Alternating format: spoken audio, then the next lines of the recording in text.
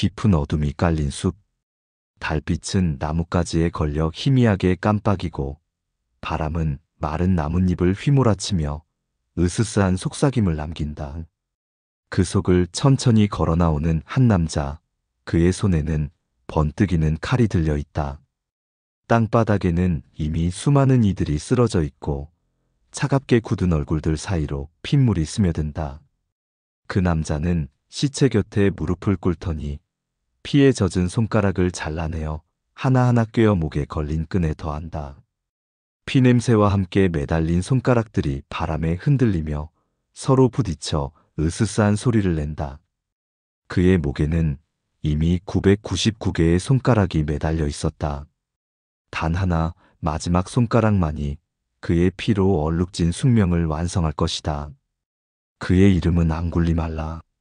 사람들은 그를 손가락 목걸이를 한 자라 불렀다. 한때는 스승의 총애를 받던 제자였으나 지금은 피로 물든 숲의 괴물이 되어버렸다. 습한 밤 공기를 가르며 휘몰아치는 소리가 나고 그 소리 사이로 번쩍이며 날카롭게 휘두를 때의 쇳소리가 사람들을 공포로 몰아넣었다. 멀리서 들려오는 비명소리가 들려왔다. 아직 살아남은 자들의 절규, 숲 어딘가로 사라져가는 울음소리들로 점점 공포는 커져간다. 누군가가 떨리는 목소리로 속삭였다. 앙굴리말라가 나타났다. 모두 숨어라. 제발 우리 마을만은 그냥 지나가길. 이제 누가 그의 칼에 쓰러질 차례란 말인가. 마을의 아이들은 울음을 꾹 참으며 어머니의 품속에서 떨었다. 사내들은 창을 움켜쥐었으나 누구도 감히 숲으로 나서지 못했다. 숲에 한번 그의 그림자가 들이우면 다음 날 마을에는 언제나 새 무덤이 늘어났다. 숲의 어둠과 한 사내의 살기가 뒤엉켜 사람들의 마음을 잠식해간다. 이제 사람들은 믿었다. 앙굴리말라는 사람이 아니라 피와 공포를 먹고 자라는 저주받은 존재라고. 깊은 숲속 바람을 막아선 바위 틈 사이 앙굴리말라는 홀로 무릎을 꿇고 불길한 불을 피운다. 젖은 나무에서 피어오르는 검은 연기, 그의 얼굴을 스치며 흘러내린다.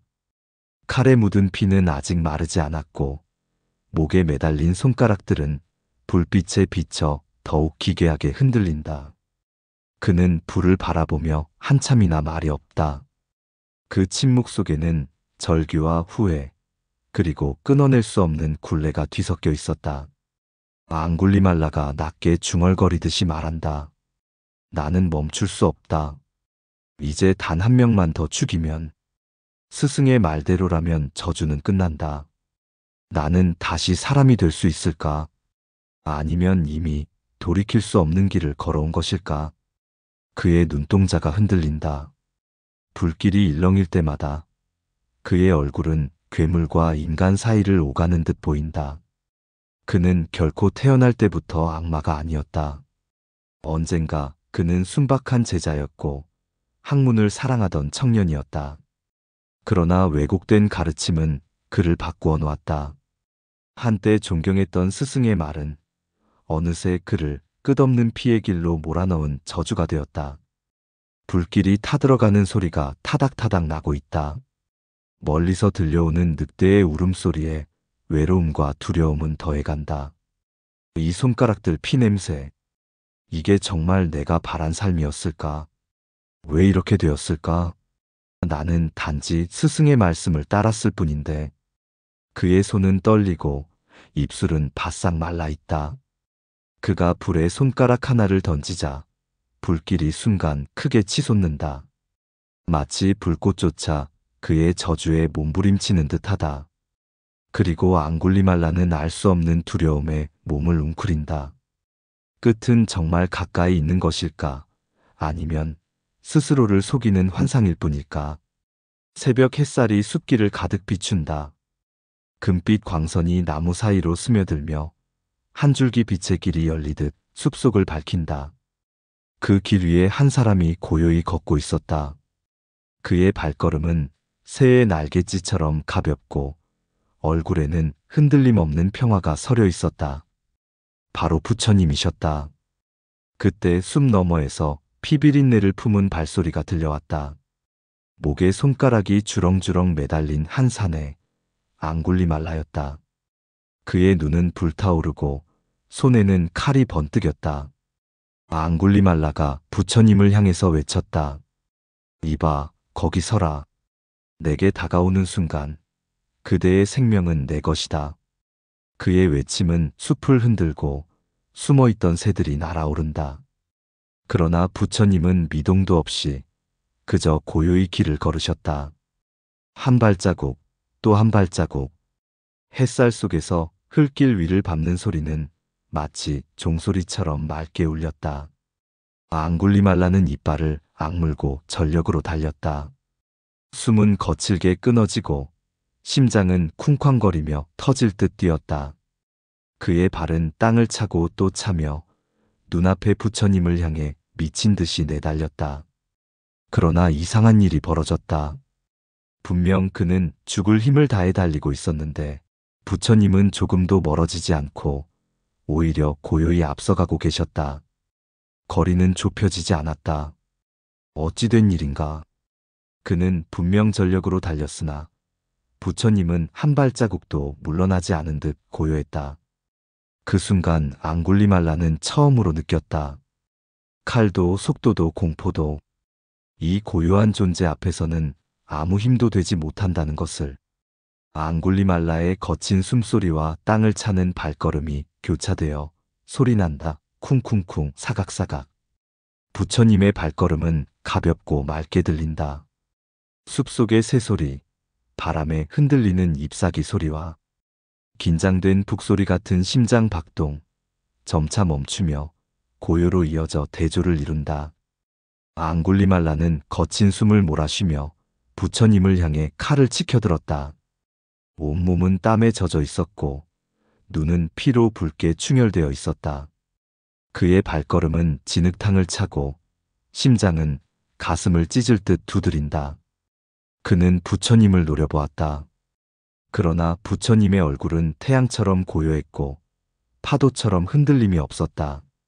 앙굴리말라의 분노 섞인 외침이 들린다. 왜 멈추지 않는가? 서라고 했잖아. 내가 누군지 모르느냐? 그의 목소리는 숲속을 울려 퍼지며 메아리쳤다. 그러나 그 외침은 점점 메말라갔다.